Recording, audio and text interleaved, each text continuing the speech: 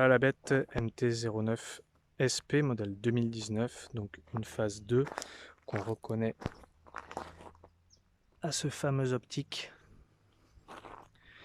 Et du coup, je vais vous présenter aujourd'hui l'ensemble de l'installation que je vais effectuer pour partir en road trip avec cette moto. Alors vous allez me dire pourquoi partir avec une MT-09, c'est un roadster, c'est pas une moto routière comme un FJR, c'est pas un trail comme une Africa Twin. C'est juste que j'estime que pour partir loin en road trip, il faut être à l'aise sur sa moto et que moi ça fait 2 ans que je roule avec et qu'elle me plaît. Et surtout que je me rends compte que c'est une moto qui est très polyvalente, beaucoup plus qu'on pourrait l'imaginer, et qu'il y a beaucoup d'équipements qu'on peut installer dessus pour en faire une moto pour partir au long cours. Alors en premier lieu, elle devient polyvalente parce qu'en fait les suspensions sont réglables, donc on peut avoir des suspensions à la fois très souples pour qu'elles restent confortables, donc avec la fourche Kayaba à l'avant, avec les réglages qu'on a en pied de suspension en doré et qu'on a ici avec des crans qu'on vient régler, et surtout aussi avec l'amortisseur Öhlins qu'on peut venir régler sur cette molette là, celle-ci et celle qui est au bas de l'amortisseur là. Donc il y a déjà des pièces qui sont installées sur la moto et qui me permettront de partir avec plus sereinement, et d'autres qui sont derrière moi et qu'on viendra installer après. Donc en premier lieu, évidemment, pour pouvoir partir loin, je pense que c'est indispensable d'avoir des protections en cas de chute, parce que ça peut arriver sur des routes qu'on ne connaît pas.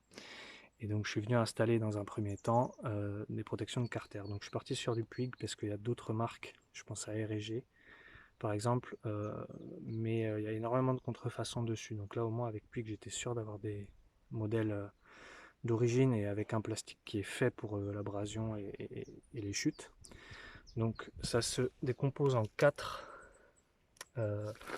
protections. On a la première protection ici pour le carter d'allumage, une protection ici pour la pompe à eau, et de l'autre côté la même chose, une protection pour le carter d'embrayage et pour ce petit carter là également. Ensuite, après c'est plus une affaire liée à tout ce qui est GPS et compagnie. Donc j'ai un amortisseur de direction qui n'est pas d'origine, et ici un petit support chez Lippert qui permet de fixer son portable avec un aimant. Donc ça c'est des équipements que j'ai eu depuis quasiment l'achat du véhicule, mais on va venir upgrader un peu la moto.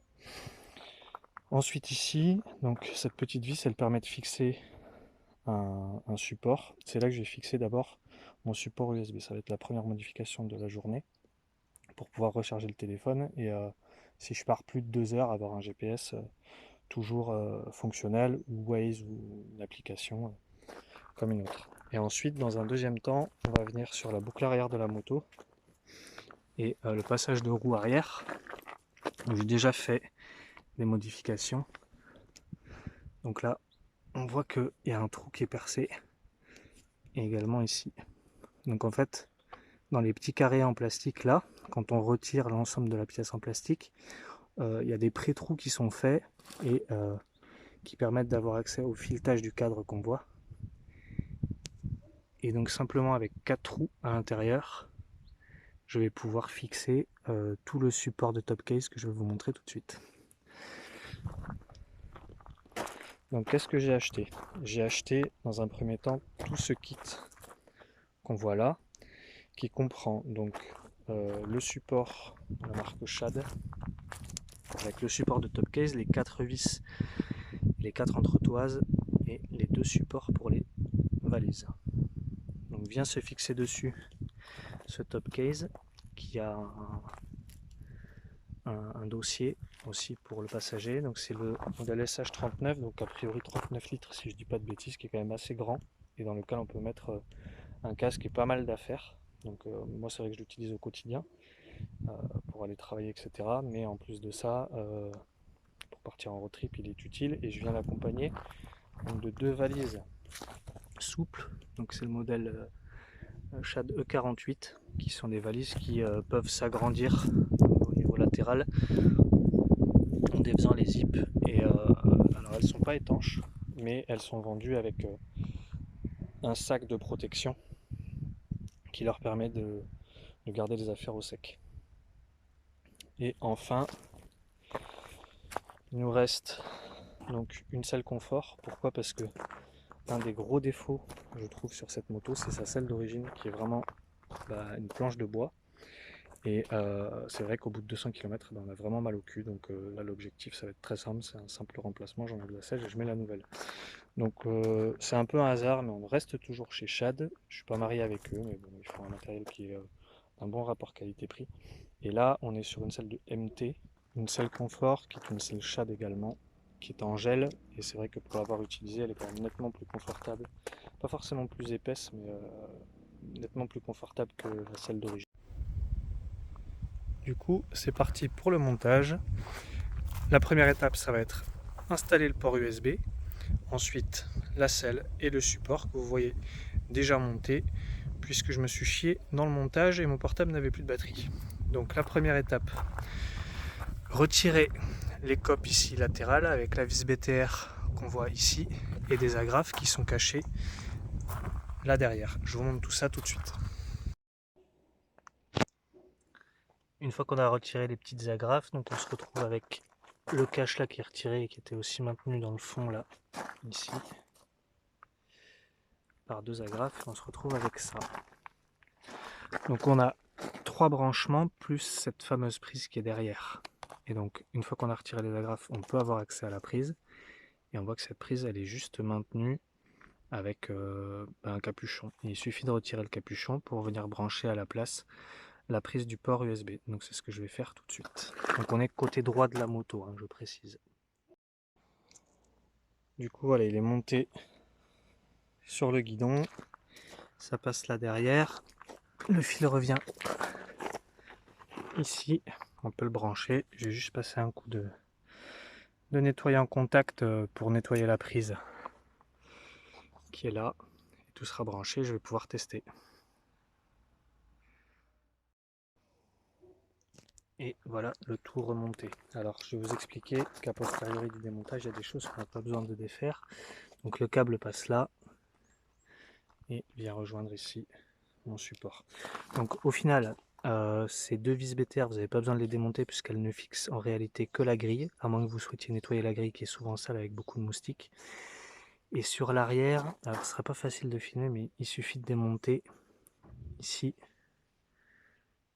et en bas les deux agrafes, puisque les autres ne maintiennent pas le cache.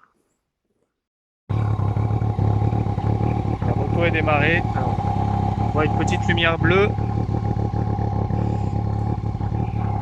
Là. Normalement, mon portable est en train de charger. En tout cas, il a vibré.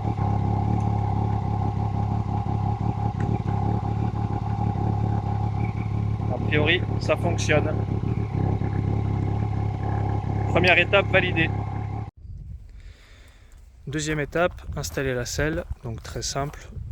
Il y a la clé qui est dessous. On retire la selle d'origine.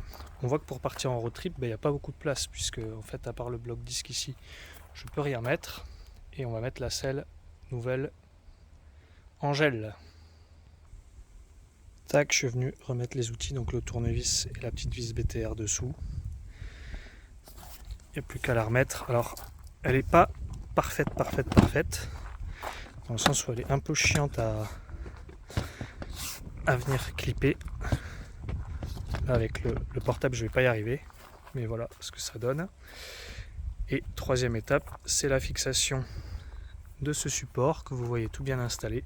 Mais je vais quand même vous montrer comment on fait et après on ira faire un petit tour.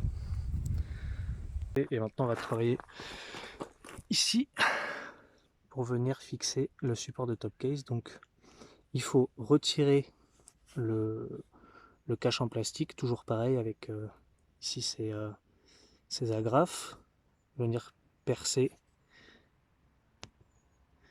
Je vous montre à peu près la taille par rapport à un doigt, hein, ce que ça peut représenter. Et ensuite c'est tout simple, il y a 4 vis avec les entretoises, en venant mettre les supports latéraux entre Voilà, donc je monte tout ça et je vous montre la gueule que ça a, sachant que là on a un support de plaque haut et que ça gêne absolument pas le passage.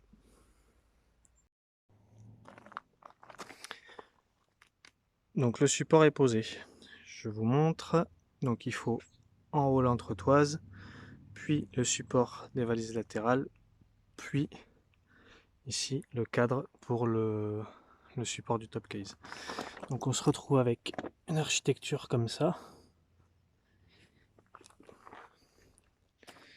de façon latérale, comme ça, avec le support ici. Donc j'ai tout monté dessus et vous allez voir le rendu final. Évidemment, la MT elle n'est pas forcément plus jolie avec ça, mais en tout cas elle est nettement plus équipée pour partir au long cours. Et voilà le rendu final, donc avec les deux valises. Donc moi je les monte comme ça, avec un scratch ici et un scratch qui passe sous le phare, sous le feu arrière, et le top case là. Et voilà la moto full équipée. Donc je vous montre un peu le branchement qui a été fait là. Tac, donc là on est prêt, on peut mettre le GPS. On a les valises latérales qui sont installées, le top case qui est en place aussi. Et résultat, on dirait une moto de flic. Donc on est parti, allez let's go.